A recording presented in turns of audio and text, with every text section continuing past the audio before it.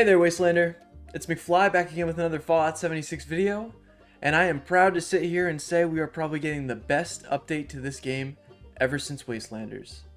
And I will die on this hill. That's just from what I see. Or I should say, for once, they're actually giving me exactly what I want as a player. And just a minor spoiler warning, just in case you don't want to see any of this until June. The update is coming in June, and it's a lot. I mean, I almost kind of don't want to look at some of it. I found like a list of location names, and I kind of had to stop there because that's where I want to like be surprised with the game.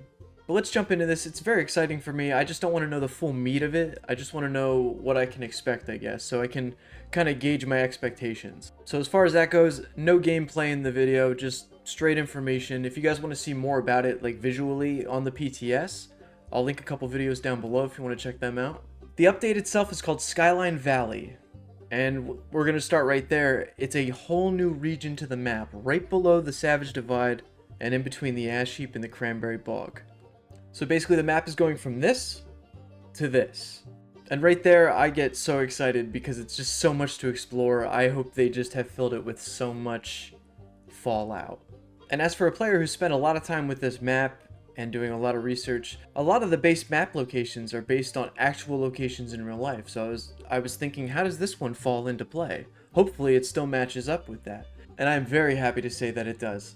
By diving deeper into it, you can see that they've actually done the research, and any eagle-eyed fans out there can thank Carl McKevitt. He's a lead designer for Fallout 76, and he actually got to do an actual expedition to map out some of this map. As I've said before, the update is called Skyline Valley, and this whole region is actually based off a national park in the Shenandoah Mountains, called the Skyline Drive.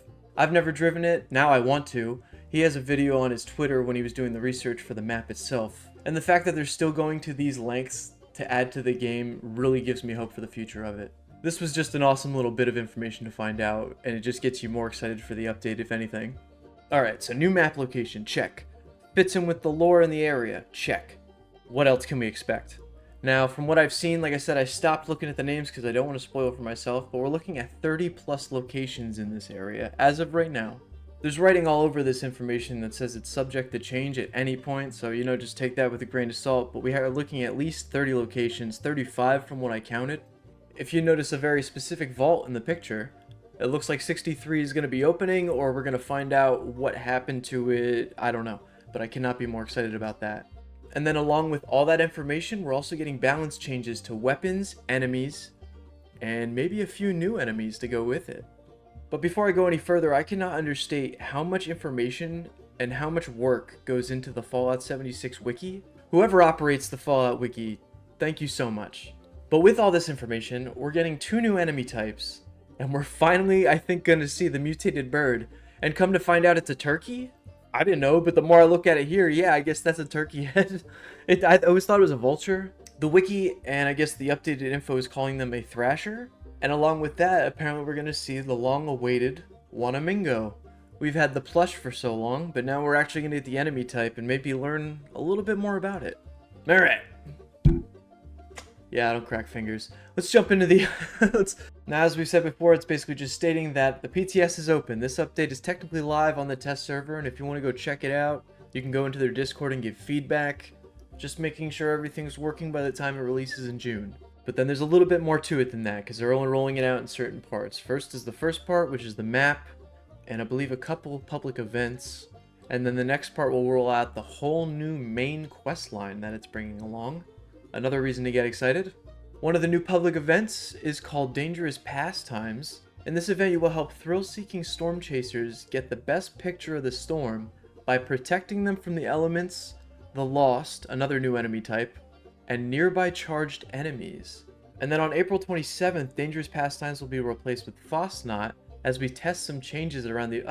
That's good to hear. They're finally changing Fosnot. Maybe they're going to liven it up a little bit. That'll be interesting.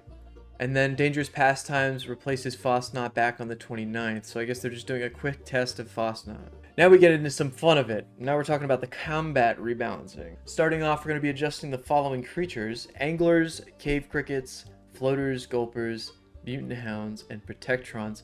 Now I'm curious if this is just the start of like a full rollout as we slowly go along, or these enemies will be heavily featured in this new area, and that's why they're going to be revamped a little bit. But I would imagine we're probably going to be doing this with all of our enemies at one point, and especially with the weapons. And here's a little bit about the weapons. We have also improved how we calculate the fall-off weapon damage at range. It says all ranged weapons will benefit from this, but it should be most visible with shotguns, pipe guns, that'll be cool if we can start using them more, as well as when fighting large creatures such as death claws. So yeah, if they made pipe weapons more viable, that'd be pretty cool. And then the last little bit is the known issues. So hey guys, don't tell them about these issues, they already know. But I was trying to look through and there's some to pick apart. Obviously that middle piece in the map must be called the Dark Hollow Manor. It's giving me that kind of vibe. Seems to be the center point around the whole area and probably the cause of this storm. Curious what kind of dark story they're going to tell there. The name of the other event, called Neurological Warfare, and Camp Liberty. That's interesting. That means probably the Brotherhood's moved into the area as well. I'm sure everybody did. We're probably going to find everybody down there. Alright, and what does this mean?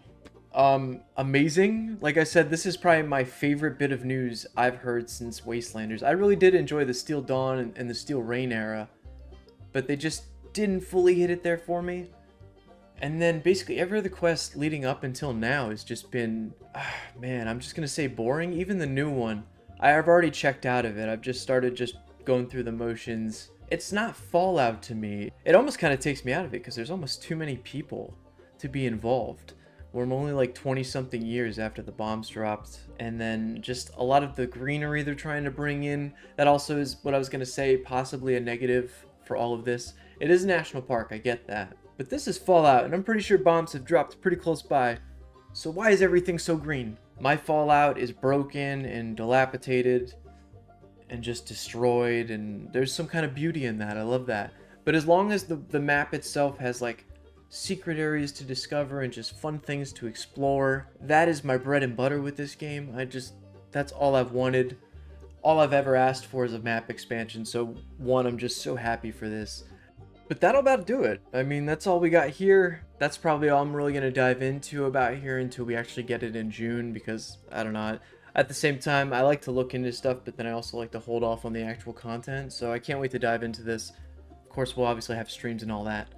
But if you made it this far, thank you so much for watching. You obviously care about the game and where this shit's going. So thank you so much for watching, and I will catch you out there in the wasteland.